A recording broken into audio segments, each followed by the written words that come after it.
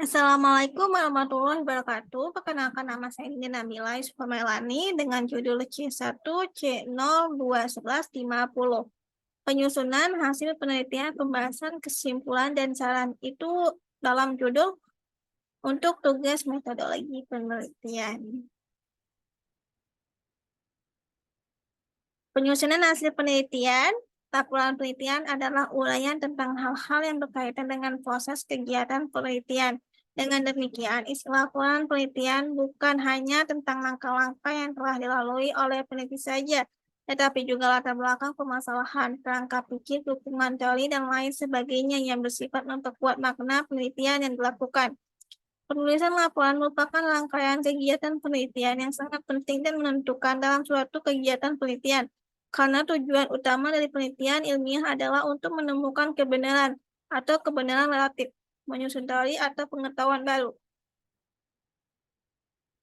Terdapat 6 manfaat yang diperoleh dalam kegiatan tersebut sebagai berikut. Yang pertama, penulis akan terlatih mengembangkan keterampilan membaca yang efektif, karena sebelum menulis karya ilmiah, ia mesti baca terlebih dahulu kepustakaan yang ada relevansinya dengan topik yang akan dibahas. Yang kedua, penulis akan terlatih menggabungkan hasil bacaan dari berbagai buku sumber, mengambil sarinya dan mengembangkannya ke tingkat pemikiran yang lebih matang.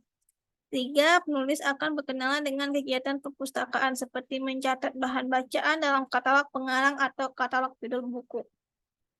Model pertama, model yang paling banyak digunakan oleh para mahasiswa penyusun skripsi atau tesis. Untuk skripsi, tesis, ataupun disertasi kadang-kadang kerangkanya sama. Untuk model pertama ini masih terdapat beberapa variasi.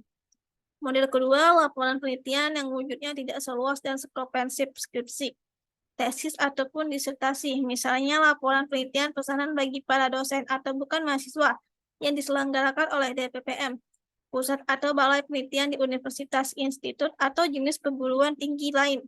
Bentuk kerangka laporan penelitian. Sistematika laporan penelitian itu ada inti dari laporan penelitian ada 3 bagian, yaitu bagian pembukaan, bagian isi, penutup. Secara lengkap, sistematika laporan penelitian adalah sebagai berikut. Yang pertama, sampul luar, 2 lembar pernyataan, 3 lembar persetujuan dan pengesahan, 4 abstrak, 5 kata pengantar, 6 daftar isi, 7 tabel, 8 gambar, 9 tampilan. Yang ke-10 itu ada bab 1, pendahuluan. Yang A, latar belakang masalah, B, rumusan masalah, C, tujuan penelitian, D, manfaat hasil penelitian, E, definisi operasional. Dan yang ke-11 itu bab 11, landasan teori. Yang 12 bab 3, metode penelitian. Yang A, pendekatan dan metode penelitian. B, populasi dan sampel. C, instrumen penelitian. D, analisis data. E, langkah-langkah penelitian. 13 bab 4, hasil penelitian dan pembahasan. Yang 14 bab 5, simpulan, implikasi dan saran. 15 daftar pustaka, 16 lampiran, 17 riwayat hidup penulis. Pembahasan dalam penelitian kuantitatif. Setelah hasil penelitian, kita sajikan tugas seorang peneliti. Berikutnya adalah melakukan pembahasan esensi. Dari pembahasan adalah menjelaskan mengapa hasil penelitian yang dilakukan seperti itu. Penjelasan harus dibuat bukan hanya jika hasil penelitian tidak sesuai dengan hipotesis, bahkan jika kesesuaian pun harus dibuat penjelasannya. Upaya pembahasan dapat dilakukan dengan pembahasan teori maupun pembahasan metodologi. Tujuan pembahasan hasil penelitian. Yang pertama, pembahasan untuk menyimpulkan atau meringkas. 2. Pembahasan untuk menginterpretasi. 3. Mengaitkan kesesuaian temuan penelitian dengan prediksi teori. Yang keempat, mengaitkan kesesuaian hasil riset dengan hasil-hasil riset sebelumnya. 5. Hasil penelitian dinilai akurat dan sangat krusial. Kesimpulan dan saran. Kesimpulan itu adalah pernyataan singkat tentang hasil analisis deskripsi dan pembahasan tentang hasil pengetesan hipotesis yang telah dilakukan di BAB sebelumnya, di bab sebelumnya. Kesimpulan berisi jawaban atas pertanyaan yang diajukan pada bagian rumusan masalah.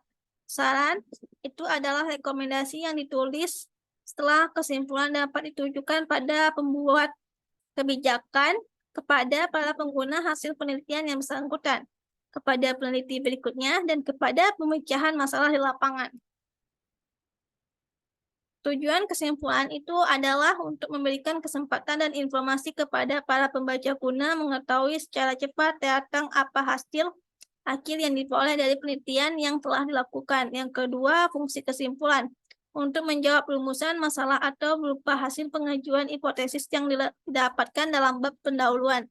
Langkah-langkahnya yang pertama, menguraikan garis besar permasalahan dan kemudian memberikan ringkasan tentang segala sesuatu yang telah diuraikan pada bab-bab sebelumnya. Yang kedua, menghubungkan setiap kelompok data dengan permasalahan untuk sampai pada kesimpulan tertentu. Jenis-jenis kesimpulan penelitian dibedakan menjadi kesimpulan penelitian non-statistik atau kualitatif dan kesimpulan penelitian statistik atau kuantitatif. Kualitatif itu adalah pada penelitian kualitatif dibandingkan dengan suatu standar atau kriteria yang telah dibuat oleh peneliti. Kesimpulan yang mungkin dibuat berdasarkan kriteria atau standar yang ditentukan. Yang kedua, kesimpulan penelitian kuantitatif dapat digeneralisasikan pada populasi apabila dari sampel dapat diketahui bahwa populasinya berdistribusi normal. Apabila populasinya tidak berdistribusi normal, maka harus menggunakan statistik non-parametrik. Saran yang diajukan hendaknya saran yang konstruksi tentang mengatur terpenuhinya beberapa persyaratan secara yang baik, antara lain sebagai berikut. Yang pertama, diuraikan secara singkat dengan bahasa yang jelas. 2, mempunyai sasaran objek yang jelas, memiliki otoritas penerapan. 3, disertai dengan tindakan operasional yang memungkinkan dapat dilakukan. 4, disertai dengan kriteria indikator keberhasilan. 5, berupa imbauan untuk melakukan penelitian sejenis yang menekankan pada pendalaman. Baik, terima kasih saya ucapkan. Maaf jika banyak kata-kata yang salah. Saya akhirin. Assalamualaikum warahmatullahi wabarakatuh.